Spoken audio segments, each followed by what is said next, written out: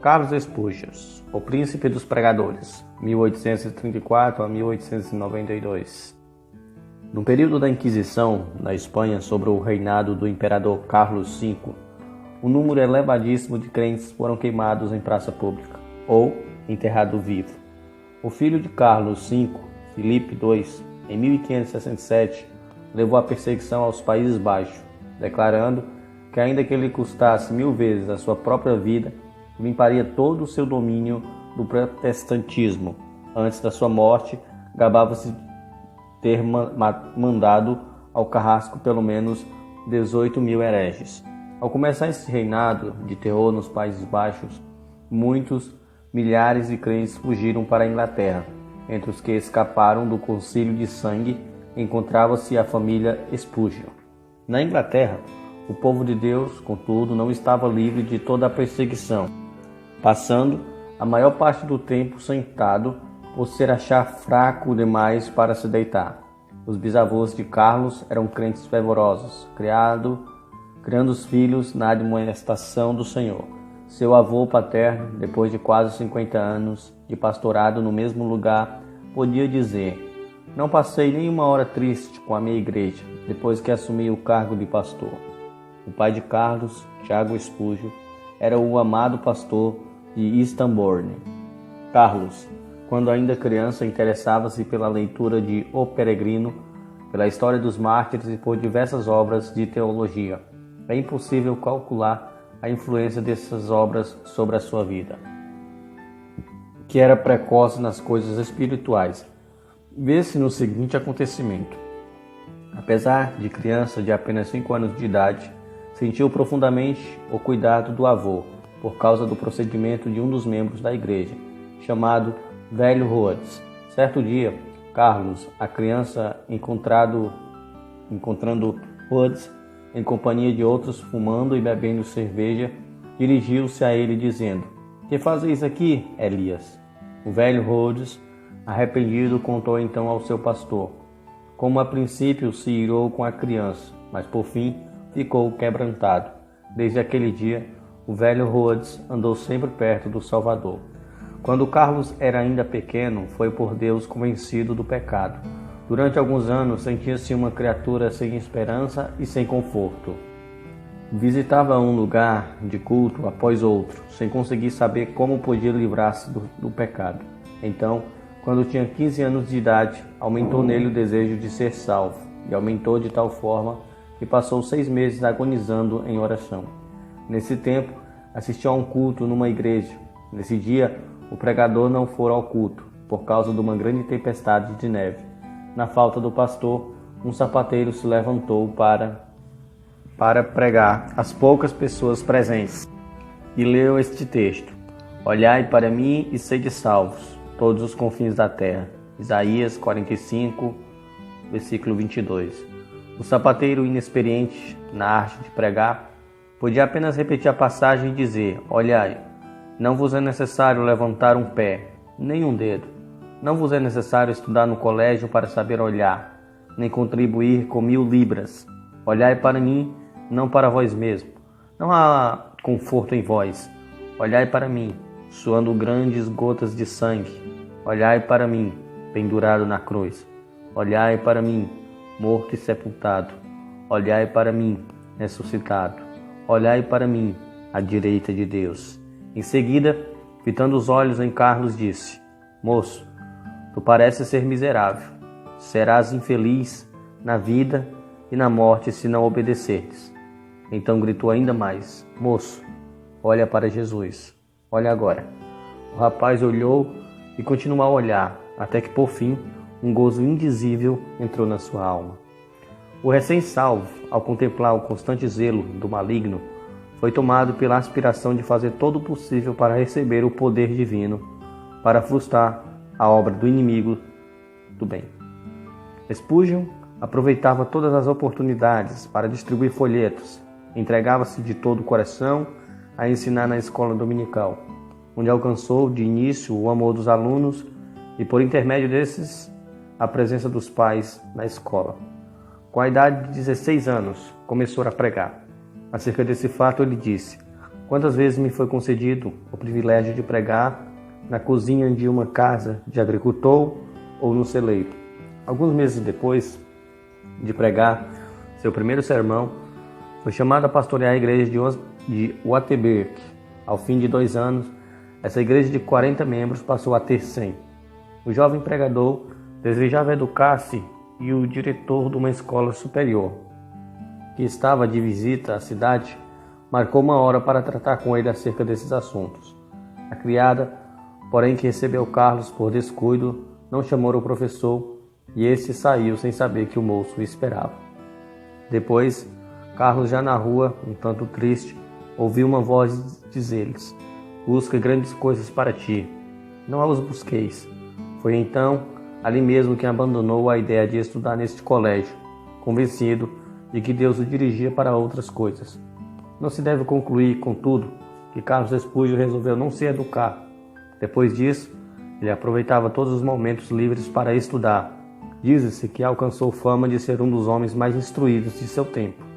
Spurgeon havia pregado em Wittenberg apenas durante 2 anos, quando foi chamado a pregar na Park Street Chapel, em Londres. O local era inconveniente para os cultos, e o templo, que tinha assentos para 1.200 ouvintes, era demasiado grande para os auditórios. Contudo, havia ali um grupo de fiéis que nunca cessaram de rogar a Deus um glorioso avivamento. Este fato é a ser registrado nas palavras do próprio Spurgeon. No início, eu pregava somente a um punhado de ouvintes. Contudo, não me esqueço da insistência de suas orações. Às vezes, parecia que rogava até verem realmente presente o anjo do concerto, Cristo, querendo abençoá-los, mas que uma vez nós admiramos com a solenidade das orações, até alcançarmos quietude, enquanto o poder do Senhor nos sobrevinha. Assim, desceu a bênção, a casa se encheu de ouvintes, foram salvos dezenas de almas. Sobre o ministério deste moço, de 19 anos, a concorrência aumentou em poucos meses, a ponto de o prédio não mais comportar as multidões. Centenas de ouvintes permaneciam na rua para aproveitar as migalhas que caíam do banquete que havia dentro da casa. Foi resolvido reformar a New Park Street e durante o tempo da obra realizavam-se os cultos em Exeter Hall, prédio que tinha assentos para 4.500 ouvintes. Aí, em menos de 2 meses, os auditórios eram tão grandes que as ruas durante os cultos se tornavam intransitáveis. Quando voltaram para a Chapel, o problema, em vez de ser resolvido, era maior. 3.000 pessoas ocupavam o espaço preparado para 1.500. O dinheiro gasto, que alcançou uma elevada quantia, por não desperdiçar, tornou-se necessário voltar para o Exeter Hall. Mas nem o Exeter Hall comportava mais os auditórios, e a igreja tomou uma atitude espetacular. Alugou o Surrey Music Hall, o prédio mais amplo, imponente e magnífico de Londres, construído para diversões públicas. As notícias de que os cultos passaram do Exeter Hall para Surrey Music Hall eletrificaram toda a cidade de Londres. O culto inaugural foi anunciado para a noite de 19 de outubro de 1856. Na tarde do dia marcado, milhares de pessoas para lá se dirigiam para achar assento. Quando, por fim, o culto começou.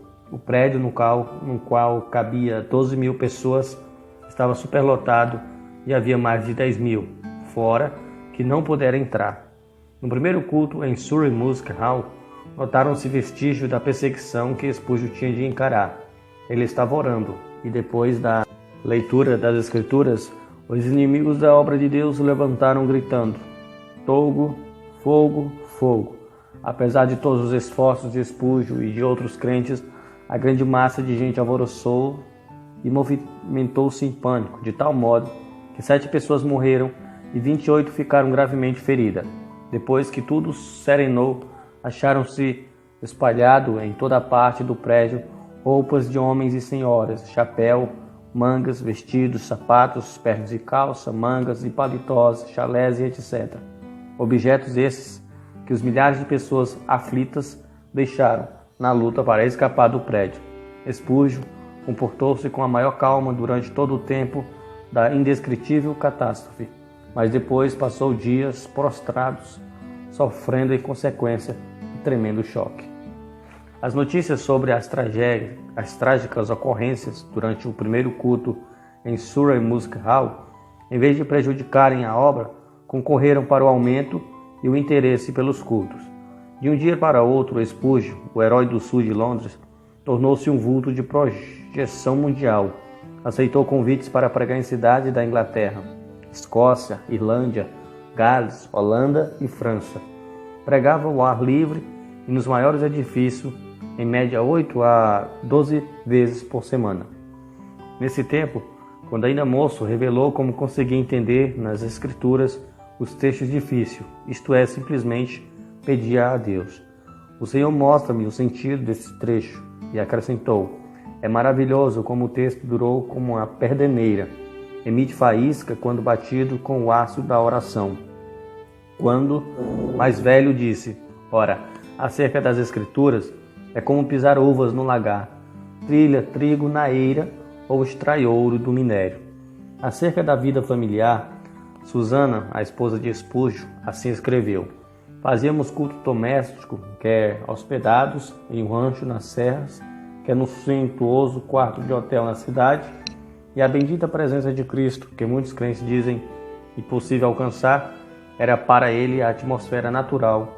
Ele vivia e respirava nele, em Deus.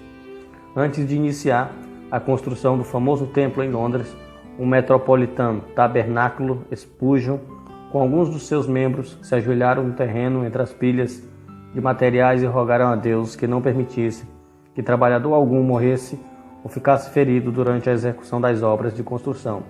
Deus respondeu maravilhosamente, não deixando acontecer qualquer acidente durante o tempo da construção do imponente edifício, que media 8 metros de comprimento, 28 de largura e 20 de altura. A igreja começou a edificar o tabernáculo com o alvo de liquidar todas as dívidas de materiais e pagar toda a mão de obra antes de findar a construção. Como de costume, pediram a Deus que o ajudasse a realizar este desejo, e tudo foi pago antes do dia da inauguração. O Metropolitan Tabernáculo foi acabado em março de 1861. Durante os 31 anos que se seguiram, uma média de 5.000 pessoas se congregava ali todos os domingos. Pela manhã e à noite, de 3 em 3 meses, Spurgeon pedia aos que havia assistido neste período que se ausentasse. Eles assim faziam, porém, o tabernáculo era superlotado por outras pessoas das massas ainda não alcançadas pela mensagem.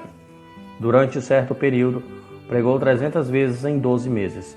O maior auditório no qual pregou foi no Crystal Palace, Londres, em 7 de outubro de 1857. O número exato de assistentes era de 23.654. Spurgeon esforçou-se tanto nessa ocasião e o cansaço foi tal que após o sermão da noite de quarta-feira, dormiu até a manhã da sexta-feira. Todavia, não se deve julgar que era somente no púlpito que a sua alma ardia pela salvação dos perdidos.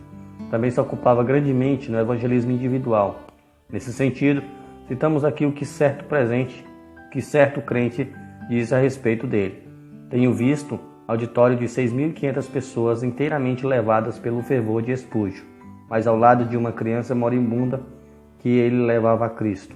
Achei-a mais sublime do que quanto dominava o interesse da multidão. Parece impossível que tal pregador tivesse tempo para escrever. Entretanto, os livros da sua autoria constituem uma biblioteca de 135 tomos. Até hoje, não há obra mais rica de joias espirituais do que a de Spurgeon. De 7 volumes sobre os Salmos, a tesouraria de Davi, ele publicou tão grande número de seus sermões que, mesmo lendo um por dia, nem em 10 anos o leitor o poderia ler todo. Muitos foram traduzidos em várias línguas e publicados nos jornais do mundo inteiro. Ele mesmo escrevia grande parte da matéria para seu jornal, A Espada e a Colher, título este sugerido pela história da construção dos muros de Jerusalém no tempo angustioso de Neemias. Além de pregar constantemente a grandes auditórios e de escrever tantos livros, esforçou-se em vários outros ramos da atividade, inspirados pelo exemplo de George Miller, fundou e dirigiu o orfanato de Stockwell. Pediu a Deus e recebeu o necessário para levantar prédio após prédio e alimentar centenas de crianças desamparadas, reconhecendo a necessidade de instruir os jovens chamados por Deus a proclamar o Evangelho e assim alcançar muito maior número de perdidos. Fundou e dirigiu o Colégio dos Pastores com a mesma fé em Deus que mostrou na obra de cuidar dos órfãos. Impressionado pela vasta circulação de literatura viciosa, formou uma junta de vendagem de livros evangélicos. Dezenas de vendedores foram sustentados e milhares de discursos feitos, além de muitas toneladas de escrituras e outros livros vendidos de casa em casa. Acerca de tão estupendo êxito na vida de Spurgeon, convém notar o seguinte: nenhum dos seus antepassados alcançou fama. Sua voz podia pregar as maiores multidões, mas outros pregadores sem fama gozavam também da mesma voz. O príncipe dos pregadores era, antes de tudo, o príncipe de joelhos. Como Saulo de Tarso entrou no reino de Deus também agonizando de joelho, no caso de Spurgeon, essa angústia durou 6 meses. Depois, assim aconteceu com Saulo. A oração fervorosa era um hábito da sua vida. Aqueles que assistiam aos cultos no grande tabernáculo metropolitano diziam que as orações eram parte mais sublime dos cultos. Quando alguém perguntava a Spurgeon a explicação do poder da sua pregação, o príncipe de joelho apontava para a loja que ficava sobre o salão do metropolitano tabernáculo e dizia: na sala que está embaixo há 300 crentes que sabem orar. Todas as vezes que prego, eles se reúnem ali para sustentar-me as mãos, orando e suplicando ininterruptamente. Na sala que está sobre os nossos pés é que se encontra a explicação do mistério dessas bênçãos. Spurgeon costumava dirigir-se aos alunos no Colégio dos Pastores desta forma: permanecei na presença de Deus. Se o vosso fervor esfriar, não podereis orar bem no púlpito, pior com a família, e ainda pior nos estudos, sozinho. Se a alma se torna magra, os ouvintes, sem saberem como ou porquê, acharão que vossas orações públicas têm pouco sabor. Ainda sobre a oração, sua esposa deu este testemunho: ele dava muita importância à meia hora de oração que passava com Deus antes de começar o culto. Certo crente também escreveu a este respeito: senta-se durante a sua oração pública, que ele é um homem de bastante força para levar nas mãos ungidas as orações de uma multidão. Isto é a ideia mais grandiosa de sacerdotes entre Deus e os homens. Convicto do grande poder da oração, Spurgeon designou o mês de fevereiro de cada ano, no grande tabernáculo, para realizar a convenção anual e fazer súplicas por um avivamento na obra de Deus. Nessas ocasiões, passavam dias inteiros em jejum e oração que se tornava mais e mais fervorosa. Não só sentiam a gloriosa presença do Espírito Santo nesses cultos, mas eram-lhes aumentado o poder com frutos abundantes. Na sua autobiografia, desde o começo do seu ministério em Londres, consta que pessoas gravemente enfermas foram curadas e há respostas às suas orações. A vida de Spurgeon não era vida egoísta de interesse próprio. Juntamente com sua esposa, fez os maiores sacrifícios para colocar livros espirituais nas mãos de um grande número de pregadores pobres, e ambos contribuíam constantemente para o sustento das viúvas e órfãos. Recebiam grandes somas de dinheiro, mas davam tudo para o progresso da obra de Deus. Não buscava fama, nem a honra de